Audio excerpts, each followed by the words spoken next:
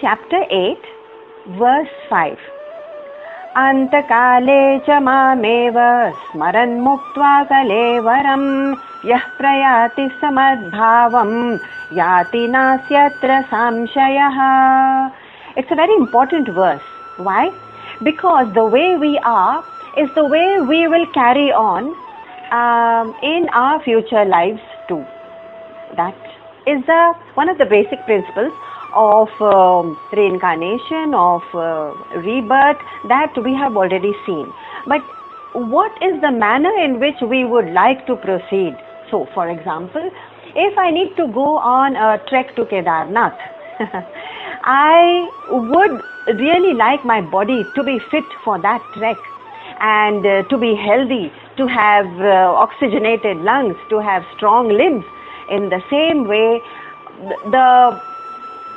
the kind of nature, the kind of swabhav, the kind of antahakaran that I take across to the other lives ahead should be equally strong. Why? Because this evolutionary process is a long trek. It takes millions of lives and years. So that for that evolutionary trek across millions of lives, just like I need strong limbs to climb on a trek, I need a strong and healthy mind. And how do I make that mind healthy? What are the indicators, first of all? So some scientists have sort of encapsulated it into a few points, saying a healthy mind is one which can focus. Why is so much importance laid on focus? Because they have seen very easily and through experiments. There was one experiment where a scientist designed the experiment in such a way that he called up people at random moments, at random times, and he said, what are you doing right now? So they have to note it. Where is your mind right now? So then they have to say, oh, mind was either in the task or away from the task. And the third question was, how happy do you feel right now? And therefore, they found a strange correlation between focus and happiness. Those who were completely absorbed and focused on whatever they were doing, it could be gardening or reading a book or listening to music, whatever at that moment, if they were focused and their mind was right there was a correlation to how happy they felt. So this is scientifically proven that if a mind is totally distracted and scattered, even from our own tasks, even from what we are doing right now, then a distracted mind is not a happy ground for that ultimate journey that we have to take towards knowing ourselves. And what are the other indicators of a healthy mind for this great, grand evolutionary trek that we have to take? The second, of course, is metacognition. Metacognition means, cognize means to recognize, to know, and meta means beyond. So, beyond your thoughts, who is it that who can watch the thoughts? Can we watch our own thoughts? So, the second question that the scientists asked the members in the experiment was metacognition. Where is your mind right now? Only one who can watch his own mind, metacognize, can know, oh, my mind is somewhere else. So, when I am looking for, say, for example, I have taken a sankalp that I am not going to be resentful or complaining or judging other people, because I want to keep away from the sins of kama, krodha, envy, jealousy and judging people. Suppose I have made that sankalp, then who can help me to watch that and to bring it back to a non-judging, non-envious state? Only my mind. It's only the mind that can bring me back to not doing something that my mind is doing at that moment. So, uddharedat manat manaha. I am the one who can lift myself by myself in chapter 6. Uddharedat manat manaha. Only I can lift myself up by my own shoelaces, no one else can. So metacognition, the ability to see where my mind is right now, what am I doing? Just like one of the members shared today, that she was doing puja for Diwali and her mind suddenly asked, okay, so why am I doing this? Am I doing it mechanically, Diwali puja? Am I doing it because it's tradition and no one has questioned it and I'm just Am I doing it because I need something from Goddess Lakshmi? So there is an artha factor, that means a personal benefit that I am expecting out of appeasing the gods and goddesses. And what is the basic significance? In whose mind was it going on? In a normal human mind. But who was the one who was watching that mind and saying, hey, what's my mind doing? That metacognition is possible only and only in a sentient creature. Sentient, that is one who is conscious. So a table cannot look at itself and say, I'm a good table, or even a dog cannot do that. So only a human being is capable of metacognition. So for example, if there is a sankalp made by a former smoker, and he has made a sankalp, I am going to give up smoking. Now every time he wants to give, every time his instinct and impulse is to reach for a cigarette or to go and buy some cigarettes, it is only his own mind that can say, hey, what are you doing? So there is a watcher of the mind, and that consciousness and that watcher, that sakshi, it's possible for that sakshi to be able to see what's going on, and you can change your direction only then. Focusing on what we are doing, metacognition, to be able to see what my mind is doing at the moment, having healthy relationships, it comes out of the same metacognition, I suppose, because when we are in relationships and we are involved in judging or asympathetic behavior or being cruel or putting down others, it is only our minds that can recognize what our mind is doing. So healthy relationships are possible only when we can metacognize.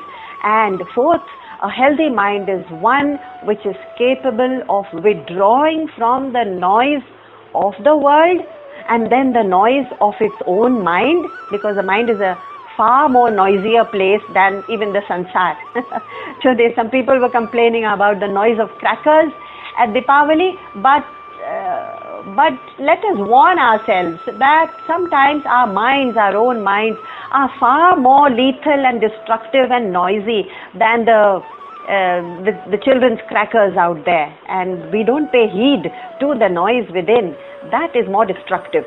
So a healthy mind is one which can withdraw into a kind of silence from its own self-destructive noise. Okay, so if these are the signs of a healthy mind, is this going to change my swabhav? Yes. We talked about neuroplasticity. So neuroplasticity means the way, the manner in which the mind behaves. It's possible for it to change the very chemistry and construction of the human brain.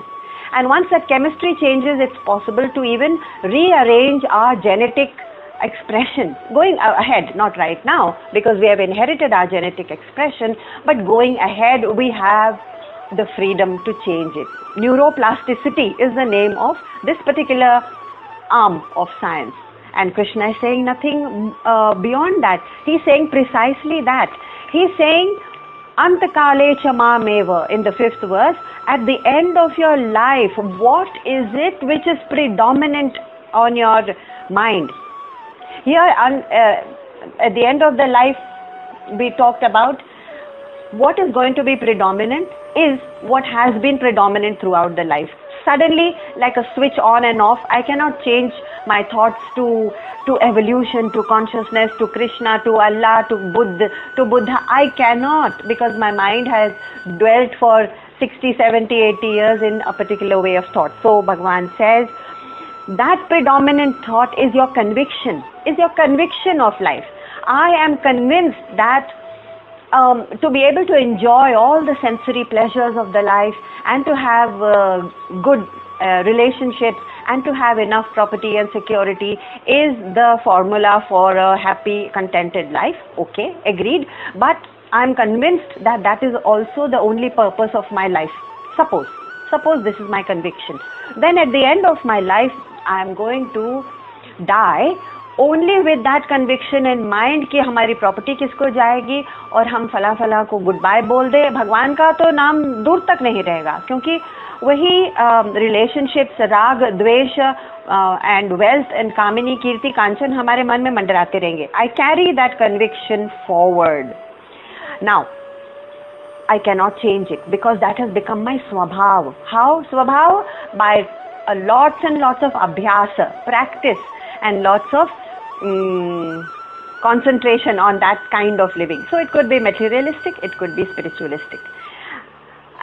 We gave the example of two seeds. If two seeds are cut and polished and colored to look exactly the same, then they are sowed in the ground, they are still going to sprout and grow exactly according to their belief.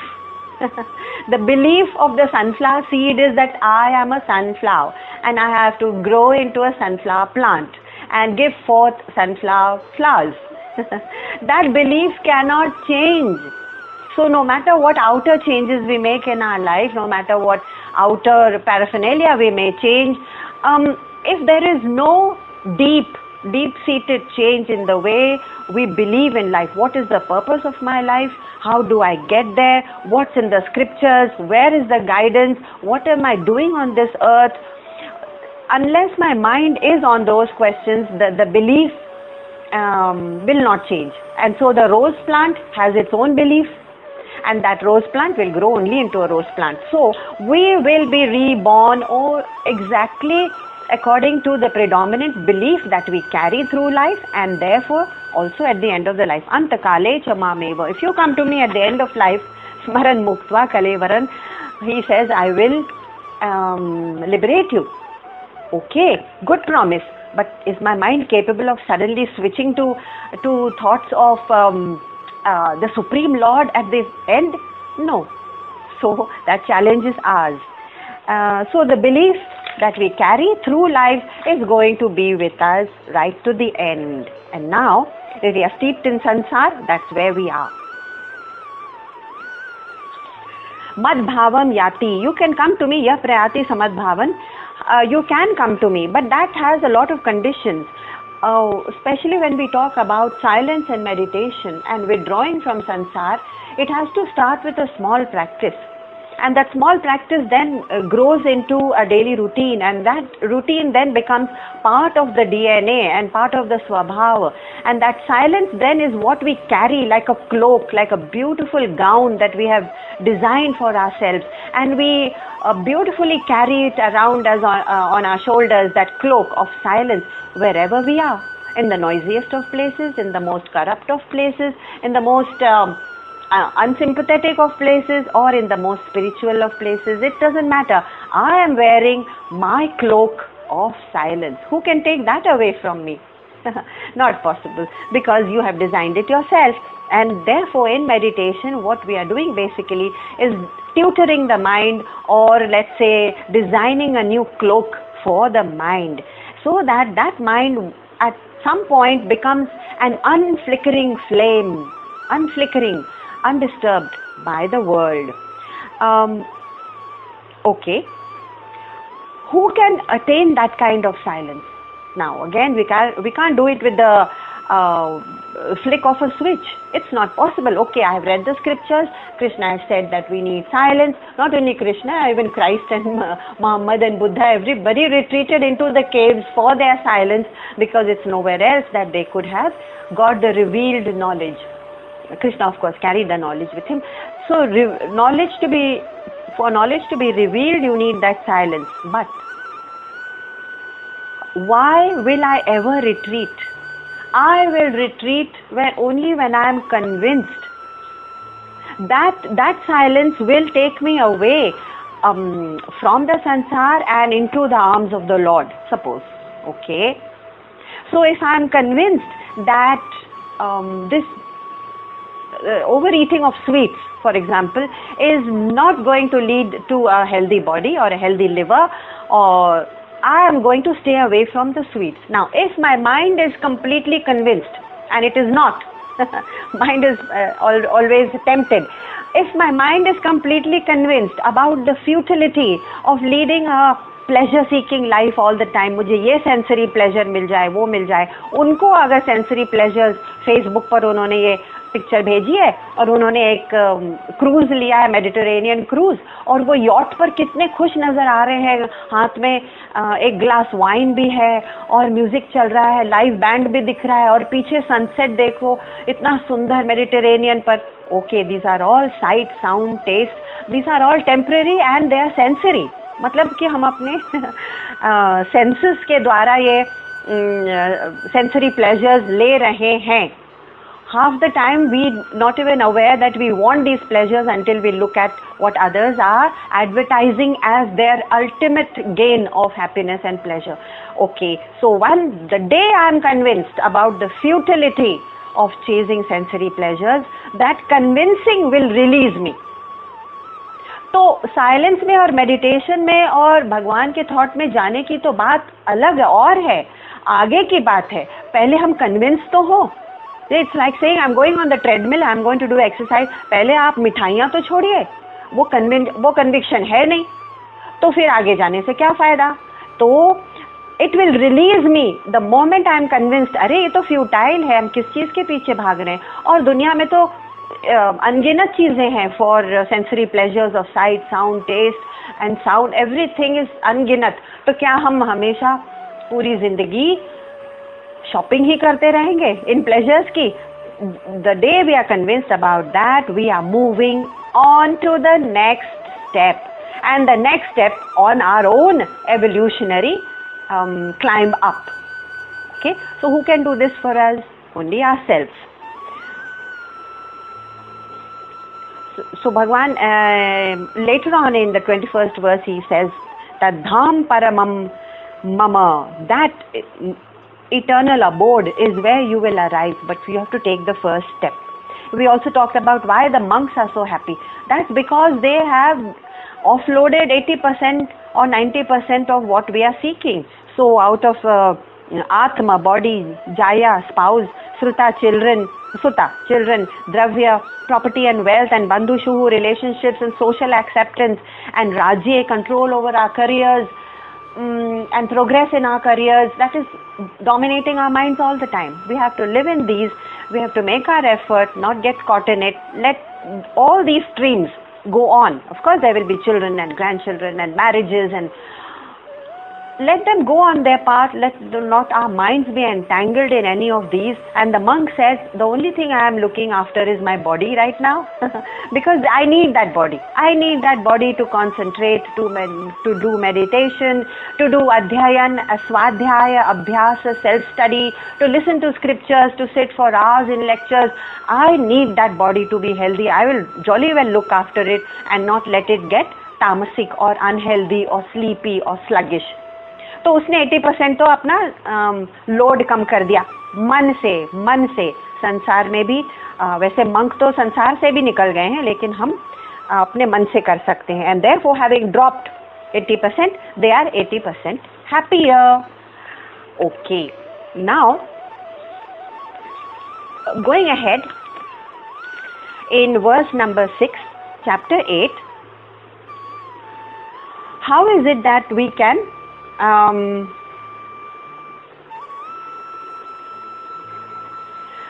be convinced about the people who leave their bodies in a certain state of mind? Let's see verse 6. Yam yam vapi smaran bhavam tyajyante kalevaram tam tamevaiti kaunteya sada tadbhava bhavitaha. Whatever object one remembers while leaving the body, that alone is reached by him, of course. So the classic case of the shopkeeper who on his deathbed is saying, if all my 4 sons, बच्चे अगर चारों यहाँ पर हैं, sons or daughters, whatever, तब गल्लक पर कौन बैठा है, कैश काउंटर पर दुकान में कौन बैठा है? That is his last thought before he passes away. So that is the conviction, that is the belief with which he is going to be reborn in a situation which is materialistic, which has to be fulfilled again. So whatever is the the belief, whatever is the conviction, that is the belief which will seek its own fulfillment in the next life. Why do we seek fulfillment? Because we have found that in our previous several lives there has been something we have attempted and it has remained unfulfilled. So it could be spiritual, it could be materialistic. So he says, yam yam vapi smaran bhavaha. Whichever, whatever way you leave the body, that's where that fulfillment is what the next birth is going to start seeking. So we will seek it anyway. Suppose we slowly stop dropping our consciously, because now we are becoming a little more conscious about, hey, where's my mind going? Why am I planning the next cruise? Or the next party gown, or the next diamond necklace, or the next car, or suppose my mind goes to these things even for a fleeting moment, because there's so much of stimulus in the air, and stimulus could be an advertisement, it could be the neighbor's new jewelry or my relative's new car, or whatever the stimulus, वो एकदम से subliminal level पर, subliminal यानी कि subconsciously हमको influence कर रहा है. अगर हमने उसको समय पर न पकड़ा और कहा, hey, why am I getting tempted? वो उनका temptation है, वो बड़ी गाड़ी खरीदना चाहते हैं, या गहना, या travel, या whatever. तो अगर materialism, suppose consciously we nip it in the bud, okay, one by one, धीरे धीरे, और एक एक करके हम suppose अपने desire की list जो कभी कभी बनती जाती है, instead of deleting the desired items, there are more added to it. अगर हम कम करते जाएं तो क्या होगा? So what? So the law of nature is whatever is not used automatically drops. उसका purpose ही खत्म हो जाता है. For example, the tail in the human body. We still have a tailbone, but we don't have a tail because we don't need it, and we haven't used it for many, many centuries. After evolving from the primates, we haven't used it. So, as we keep dropping our use of the materialistic instinct, कि मुझे ये भी चाहिए, वो भी चाहिए, इनके पास है, और हमने उसको समय पर नहीं पकड़ा दिमाग को, और ये नहीं कि उन चीज़ों से सुख नहीं मिलेगा, हैप्पीनेस नहीं मिलेगा, अरे ज़रूर मिलेगा, पर वो क्षणिक होगा, वो क्षण भंगुर होगा, it will be temporary. We all know that whole story. Only thing is we don't realize it when we are chasing that dream. Just like Sita, who wanted the golden deer, and she said, वो golden deer तो मुझे चाहिए ही. It led to the downfall of the entire clan of people, and it led to a war.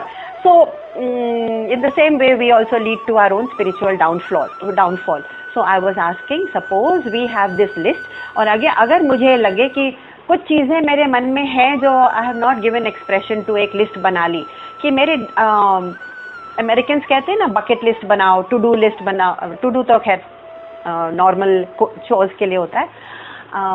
Bucket list बनाओ कि मुझे जिंदगी में मरने से पहले I want to attain this और दैट. अटेन दिस और दैट मीन्स ये ट्रैक करना है, और बंदूक चलाना सीखना है, पैराट्रूपिंग सीखना है, पैराशूट से उतरना है, और एक बार मुझे अपनी अबू धाबी देखना है कि किसी ने कहा है कि वहाँ एक बहुत ही भव्य मस्जिद है जिसकी नकल ताजमहल इंडिया से की गई है. हाँ है, तो क्या, if you get an opportunity, yes see it. लेकिन उसके बाद क्या? So what? वहाँ से आके फिर आप क्या कहेंगे कि मैंने फला जगह देख ली, ओके फिनिश, लेकिन कितना समय और पैसा उसमें बर्बाद हुआ.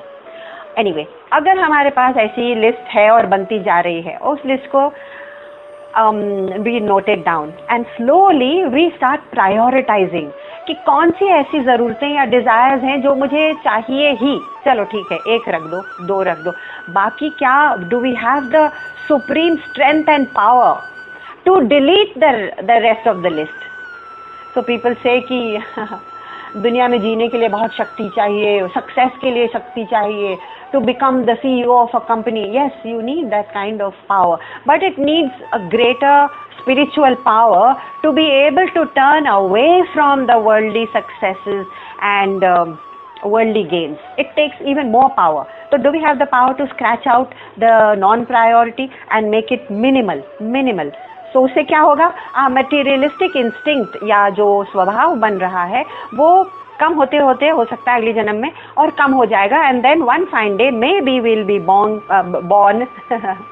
as a peer or a paigambar, so that we can improve the lives of others, give some spiritual teaching, or better still, not be born at all, so that we are completely free from birth and death. अगर वो हमारा लक्ष्य है, अगर तब तो हमको यहाँ कहीं से शुरू करना है, और ये लिस्ट क्या बुरी है, यहाँ से शुरू करें, because there has to be some first step which goes 1,000 miles. It's only the first step that goes 1,000 miles.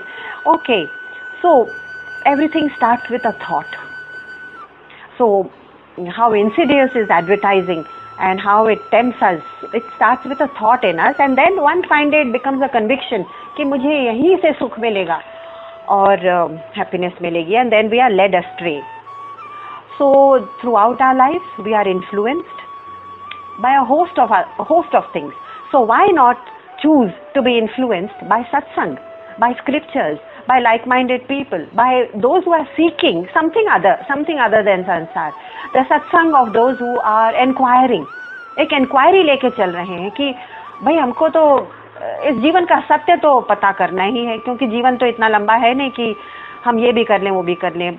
सत्य, वो सीकिंग एंड इंक्वायरी का सत्संग अगर हम ढूंढ लें, then we can be better influenced, and for that we will need shravanam, listening to scriptures, and contemplation, etc., and meditation, of course. Finally, madbhavam yati, you will arrive at my doorstep, in my arms, says Lord Krishna.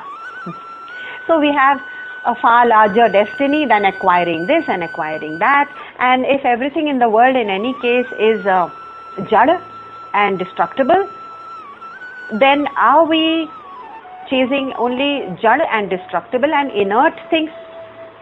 And if we are doing it, what's the end game? I mean, we have to know what the end game is, isn't it? And what's the bottom line of it? So to chase the inert and the jad is simply to believe in the wrong things. So just drop the belief. Only humans are capable of saying, I want to evolve spiritually. Only human beings are capable of self-awareness. And in order to, the moment they become self-aware, only human beings are capable of vivek.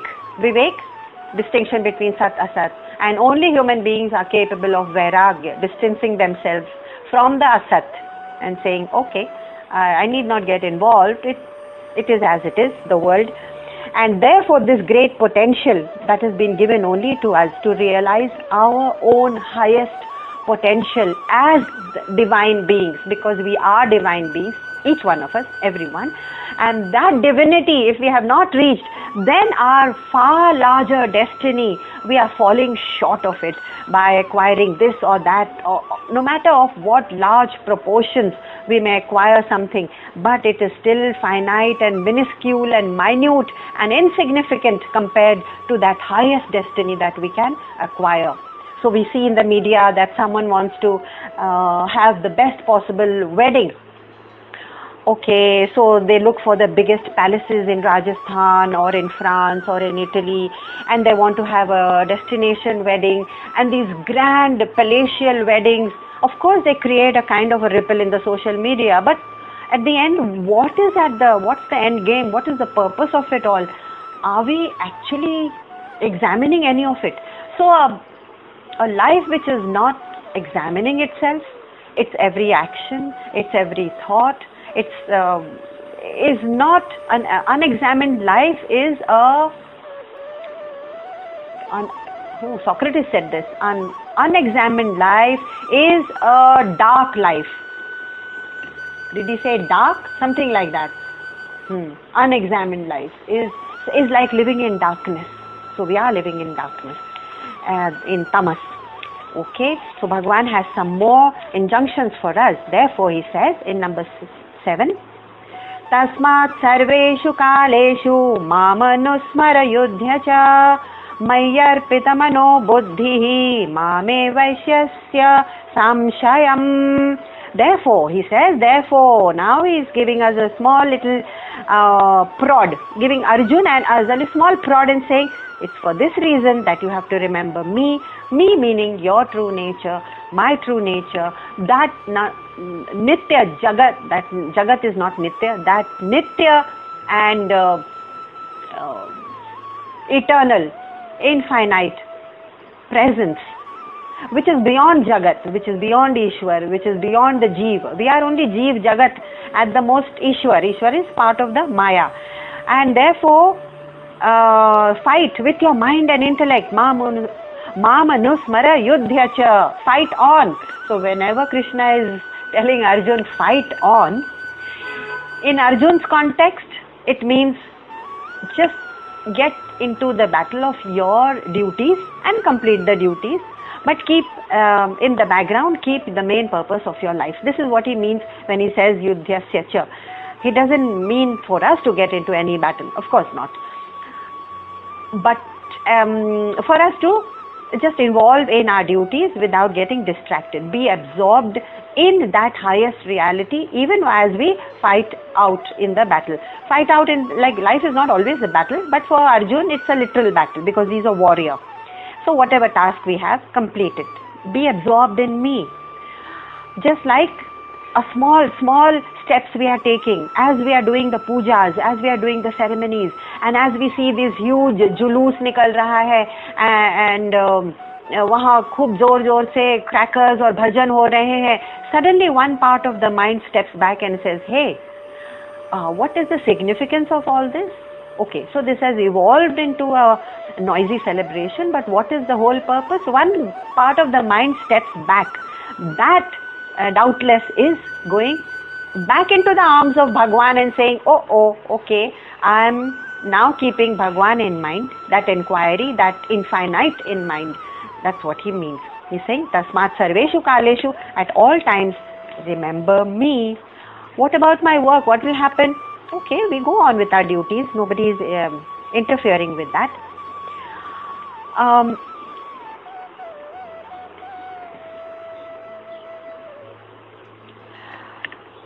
Where are most of our thoughts coming from? They're coming from the subconscious, and therefore catching the thoughts as they emerge to the surface before they sink back into the subconscious is the trick. That's the trick. And so in metacognition, what am I thinking right now? Am I focusing on what I'm doing? It was a nice experiment conducted by someone called Richard something, a scientist that I was listening to on TED Talk. So, who is an educated person then? An educated person is not one who is, according to the scriptures, one who is knowledgeable about this topic or that topic of the world, but one who is in constant awareness of himself. So, also the definition of cultured person also falls in that category. Who is a cultured person? A cultured person is one who does not just let go of his reactions in a moment of impulse and instinct. No, he is watching himself. He is self-aware. He is self-controlled. And therefore, he is not getting into outbursts or anger or reaction, even in his mind, and certainly not by his words. So, a cultured one is one who is watching himself. So, we are coming back to the same ground zero of self-awareness.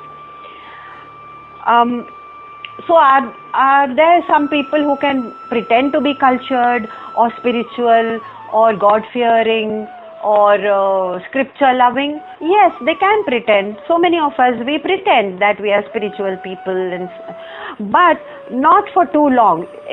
Pretense cannot go too far. First of all, because you cannot fool God.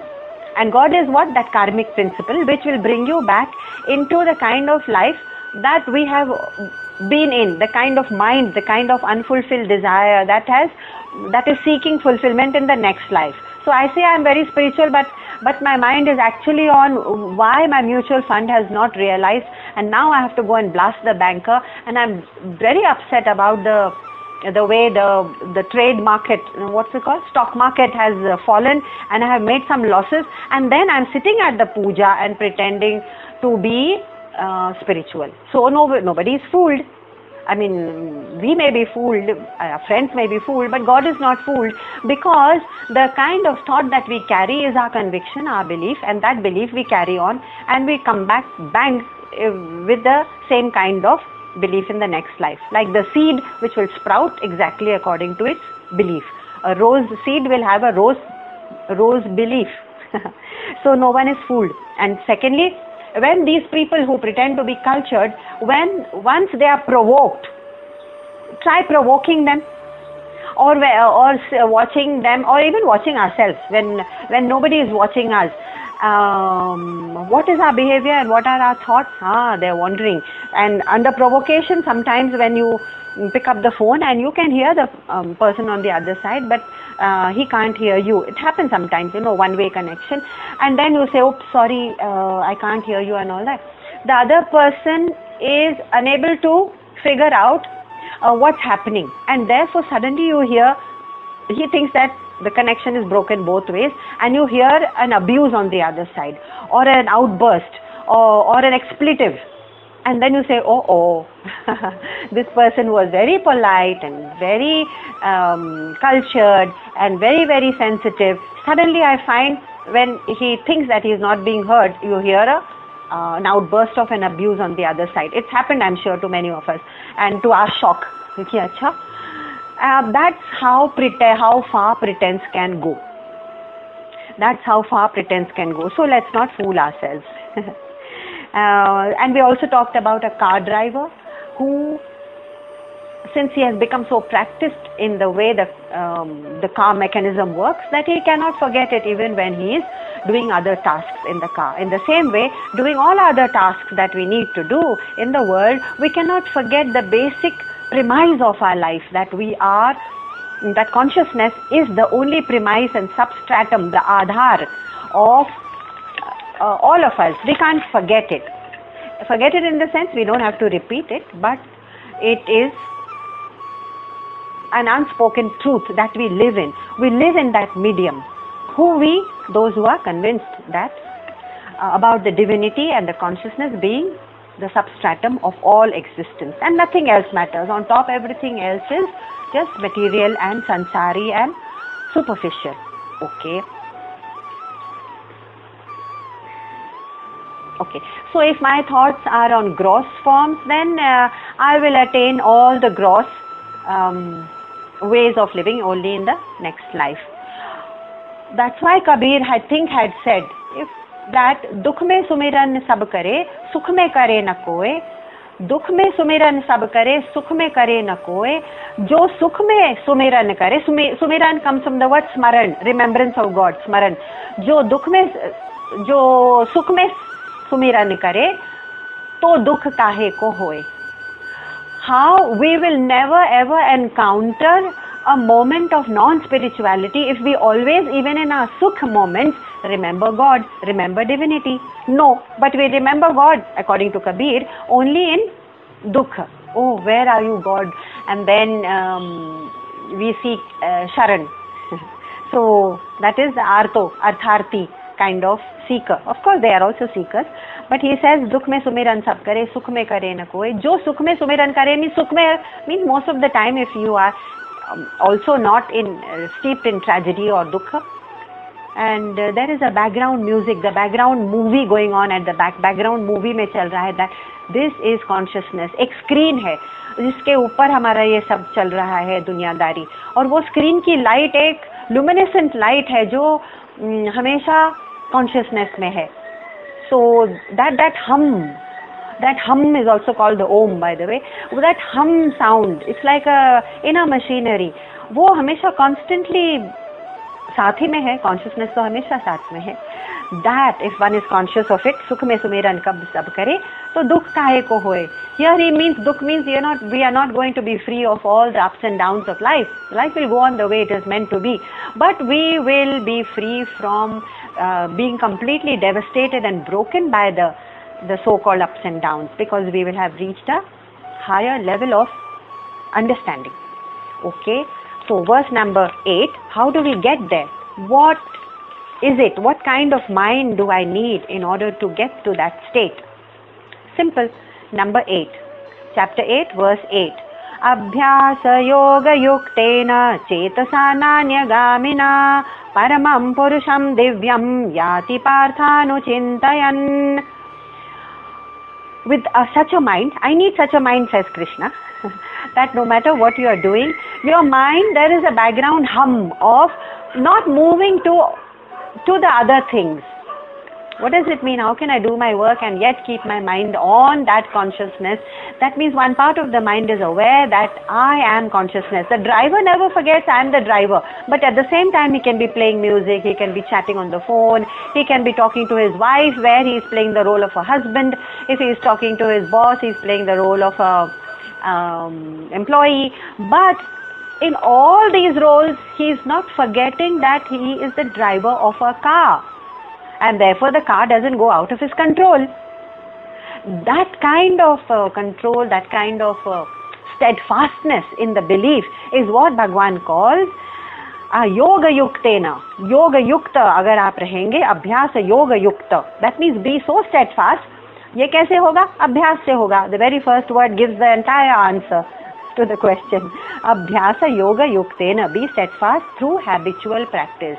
एक बार मन में आया कि मैं consciousness हूँ, मैं यहाँ क्यों रिएक्ट कर रहा हूँ, कोई मुझसे गुस्सा कर रहा है, कोई somebody is trying to manipulate me, take advantage of me, somebody is trying to be insensitive to me. ठीक है, सब कुछ ठीक है, मैं क्यों रिएक्ट कर रहा हूँ या कर रही हूँ.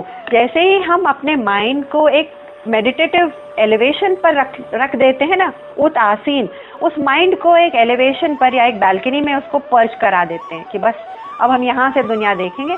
अब दुनिया में जब जो कुछ भी होता रहे वो मुझको अफेक्ट करेगा, but I will not be completely devoured by it.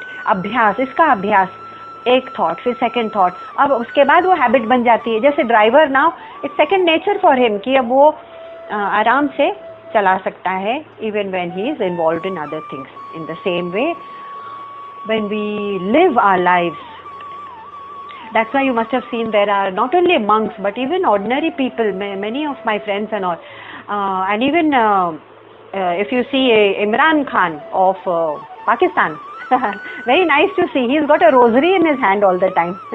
कि जब भी समय मिलेगा तो मैं इबादत कर लूँगा, मैं नाम जप कर लूँगा, नाम स्मरण कर लूँगा. तो ये रोजरी, जिसको रोजरी क्या कहते हैं उसको, जपमाला या तो तस्बीह जिसको कहते हैं, वो तस्बीह लोग क्यों रखते हैं अपने हाथ में कि एक रिमाइंडर है कि हाथ में है, कि यानी कि ठीक है हमको एक समय है, मैं साथ में नाम स्मरण भी कर रहा हूँ. तो वो तस्बीह या नाम जपमाला हाथ में रखने से और एक रिमाइंडर हो जाता है कि वो मैकेनिकल भी होता है, आई नो. जैसे कि काफ़ी चीज़ें हम मैकेनिकली कर रहे हैं, लेकिन कॉन्शियसली अगर करें, फर्स्ट स्टेप तो मैकेनिकली भी करें तो भी ठीक है, हमारा फर्स्ट स्टेप उतना ही काफ़ी है. सेकेंडली उसको जो हम जप कर रहे हैं उसको, उसका मतलब, उसका मीनिंग ध्यान में रखते हुए करें, तब सेकेंड स्टेप हुआ. और उसका भाव क्या है, मैं सिर्फ और सिर्फ एक कॉन्शियसनेस हूँ, मैं एकम सत हूँ, और मैं वो चीज़ हूँ, वो नित्य चीज़ हूँ जो हमेशा से रहा है और हमेशा रहेगा. वल अव्वल वल आखिर, मैं पहले से अनादि हूँ. वो याद करके रहेंगे, कॉन्शियसली करते रहेंगे जब, तब तो क्या बात है. तो ये हैबिट से आएगा. हैबिट, भगवान कह रहे हैबिट इज एवरीथिंग. अभ्यास, first word of this verse, परमम पुरुषम दिव्यम. You will one day realise the supreme resplendent self, resplendent truth, Purusham Paramam, the only truth. So for that, of course, many people, we take the help of figures.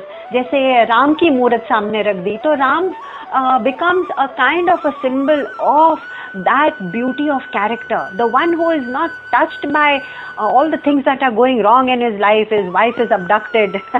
He doesn't go into a panic or he doesn't throw a tantrum. He just goes about his business of rescuing Sita, and along the way, so he's got this tremendous titiksha, forbearance, no reaction, no judging anyone, and he is not killing Ravan with the sense of vengeance ki le maine tujhe maar dala. No, it is just that adharma has to be destroyed for a better world. I am creating a better world, just like Krishna said, yada yada hi dharmasya glanir bhavati bharata. अगर अधर्म कुछ ज़्यादा हो जाएगा तो मुझे तो आना ही पड़ेगा, it's part of my job, it's part of my duty. और उनका भाव इतना शांत, इतना शील, that the moment we think of these characteristics, that is the symbol. So we can take the symbol of Ram or Krishna. तो ये figures अगर सामने हैं तो वो किस भाव के प्रतीक हैं? What are they symbolizing? They are symbolizing this Param Purush, this Titiksha, this शांत स्वभाव, this divine quality in everyone. अगर वो symbol, वो प्रतीक को याद कर लें, then yes. So it's like the tasbih, it's like the japmala, वो भी हमको aid, it's an aid to keeping our mind on the supreme. It doesn't matter what the aid is. And so no matter the number of pujas we do, the number of crackers we burst, the number of colored, what do you call them, those streamers, light streamers which are sold abundantly in India during Diwali, no matter how heavily we decorate our house and buy silver gods and goddesses, it's good. उस सब के पीछे अगर हम भाव भूल गए ना, then it will only remain an action, just like any other action, just like any other sansari action. So, no action in the world can give us the highest knowledge. It's like saying कि मैं इस light bulb को switch on switch off करूंगा 100 times, तो मुझे physics की knowledge हो जाएगी कि what is the property of light and how does electricity transfer into a bulb and what is the filament in the bulb, and मुझे physics क्या समझ में आएगी? अगर मैं स्विच ऑन ऑफ करता रहूं 1000 टाइम्स जपमाला की तरह, तो मुझे फिजिक्स तो नहीं समझ में आएगी. फिजिक्स इज अ ज्ञान, it is a science. So also the highest truth about who am I, what is this sansar, what is this, what is the nature of sansar and what is my nature, ये एक science है, ये एक ज्ञान का विषय है. तो ज्ञान का विषय एक्शन से कैसे आएगा? Therefore, no matter what we do, first we cannot, apart from doing all the actions, we still cannot do away with reading the shastra, get down to reading the physics book, find out the laws of electricity and the laws of light, and say, acha, these are the properties of light, and it travels in a straight line and it has a certain frequency and etc etc. अच्छा, तब हमको light के बारे में पता लगा. तो पहले शास्त्र तो पढ़े उस सब्जेक्ट का, तब that we cannot do away with, that is अनिवार्य, no matter ऊपर ऊपर कितना भी हम एक्शंस करें. एंड देन उस पर अनुचिंतयम, अनुचिंतयम उन्होंने वर्स 8 में सीधे कह दिया है, लास्ट वर्ड, ओ पार्थ अनुचिंतयन. If you are not contemplating on it, तो फिर क्या फायदा उस ज्ञान को लेकर? तो अनुचिंतयम, कॉन्टेम्पलेशन आपको करना है. These are some of the guiding points given by Krishna. And they are not new for us, but every time we listen to it, there is a kind of thrilling experience कि अच्छा कृष्ण ने कहा है तो I am motivated to live like this. So every time we listen to Krishna or to any of the scriptures, actually mind को क्या होता है, वो थोड़ा uplift हो जाता है. So it's uplifted from whatever it was involved in थोड़ी देर पहले, and that upliftment होते होते होते it becomes a habit of the mind. इसलिए there is a tremendous amount of repetition and kind of let's say repeated instructions given in many of our scriptures, and even the thought, the truth is repeated many times. But and that truth we will hear repeated again in verse number 9, where we are told that I have to know the highest quality of this Purusha. Purusha is that highest consciousness. और वो qualities हमने already chapter 2 में देखी हुई है, लेकिन फिर भी repetition is what the mind needs, because the mind has a special habit of slipping down, of slipping into this and that. तो वो फिसलता बहुत जल्दी है. तो ये उस परम पुरुष की क्वालिटीज क्या है, ये हमने देखा है पहले, लेकिन वर्स नंबर 9 में फिर एक बार देख लेते हैं. कविन् पुराणमनुशासितारम् अनोरणीयां स मनुस्मरेद्यः स्वस्य धातारमचिन्त्य रूपम् आदित्यवर्णं तमसः परस्तात्. So I am omniscient, Kavin. I am ancient, Puranah. एक एक करके देखते हैं. Lots of adjectives have been used. Not that adjective according to grammar is a word that describes a noun. Okay, according to the rule of grammar. But God or consciousness or that presence is not a thing. Noun means a thing, yeah? Thing, place, or what's the definition of a noun? It has to be a thing. But still, humans have to use some words, some adjectives.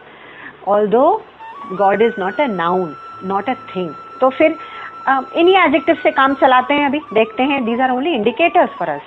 Kavin means I am the knower of everything. वल्लु वल हुआ शहीन आलीम. सूफी इस्लाम में कहा गया है I am the knower of everything. Shaheen आलीम म. तो केनोपनिषद में भी ये कहा गया है कि आपका जो organs of sight है, organs of smell and hearing hai, these are only organs. Who is that which is seeing everything? So that is the all-seeing, omniscient Kavin, knower of everything. It is that awareness. Without awareness, क्या आप सोच सकते हैं कि नासिका अपने आप fragrance पहचानने लगेगी? It's like saying कि मेरा कंप्यूटर इतना sophisticated है, मालूम है, जो functions मैं नहीं कर पाता हूँ ना, वो एकदम तपाक से कर लेता है within a fraction of a second. Yes, my computer is a very very sophisticated machine.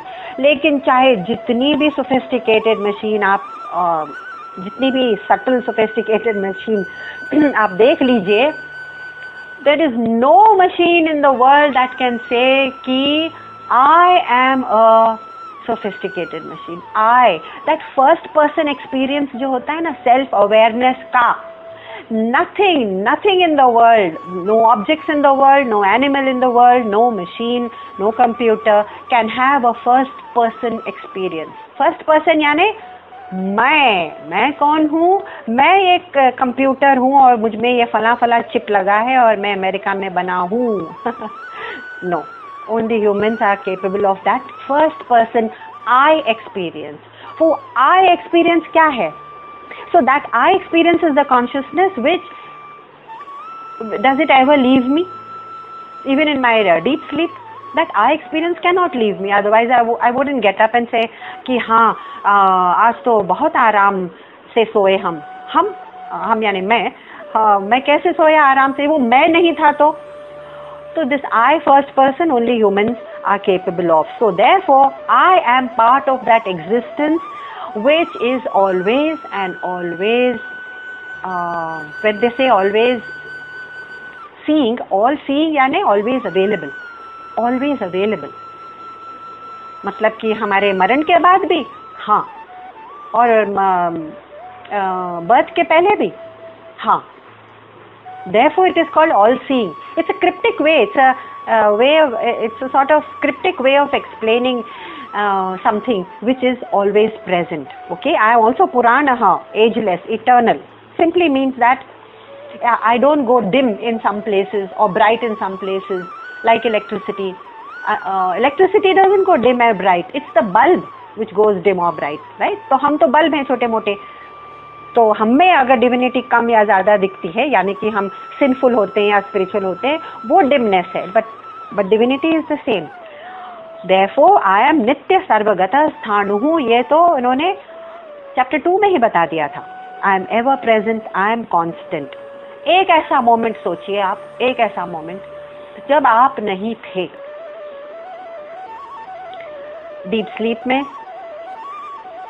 Dream state में, वेकिंग में, या जब हमारा मन अपने ऊपर नहीं, आई सेल्फ पर नहीं है, लेकिन मन किसी और चीज में लगा हुआ है, तो वो आई कहाँ है?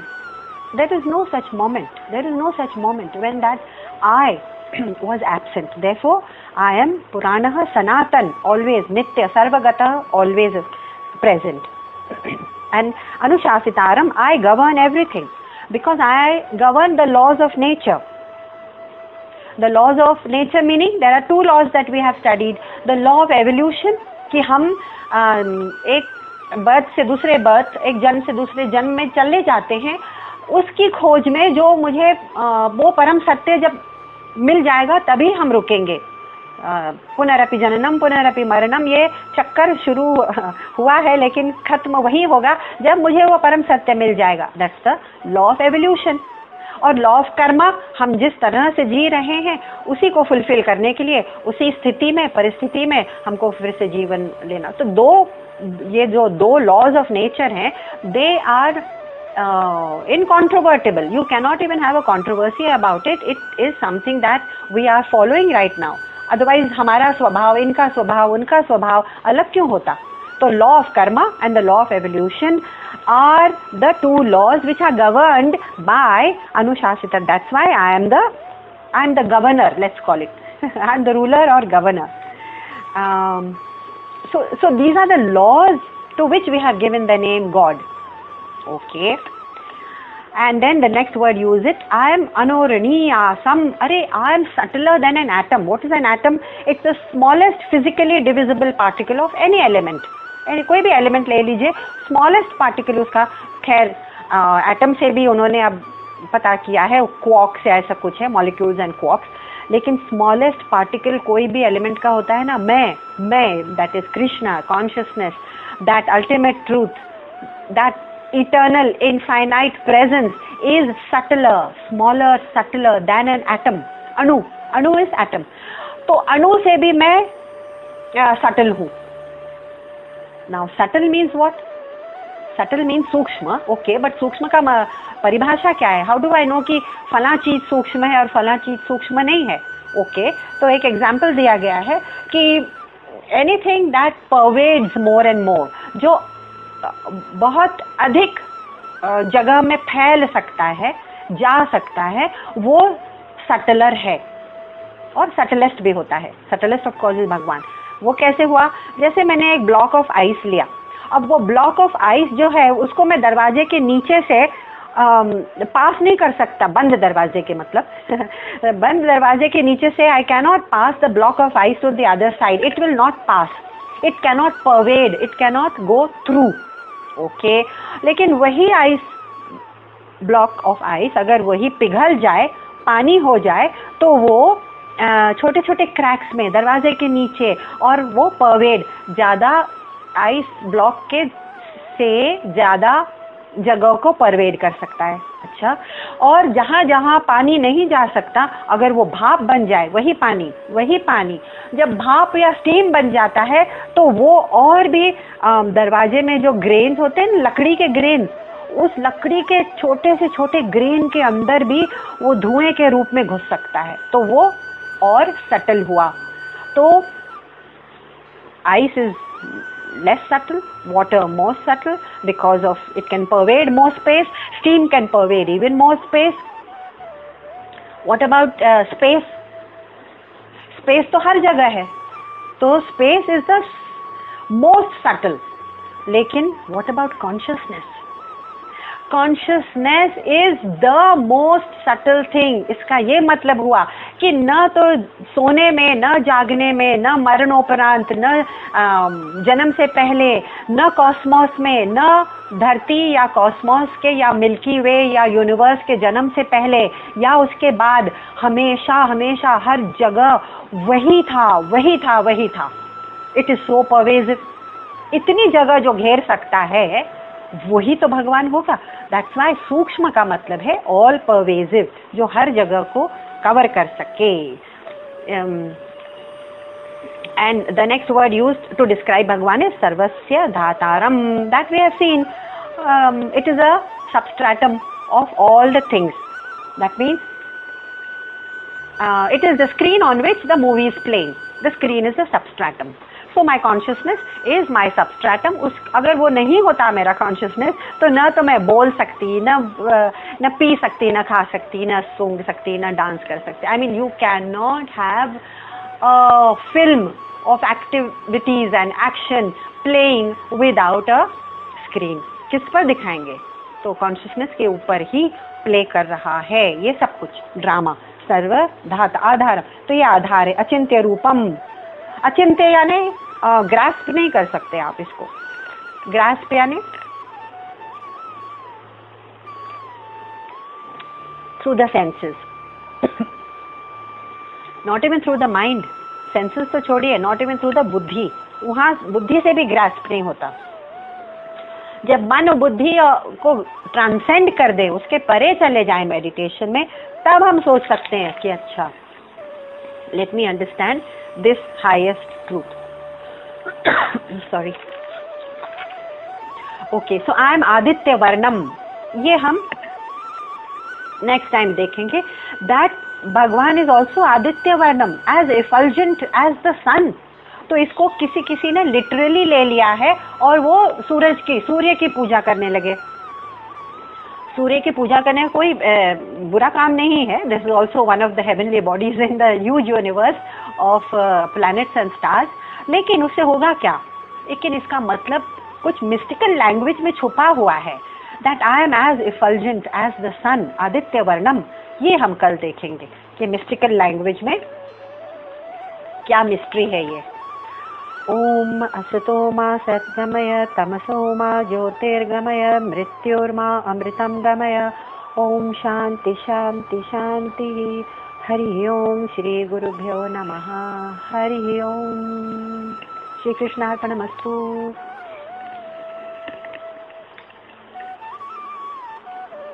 Thank you. Thank you. Thank you. Thanks for joining from all over the world. Tomorrow.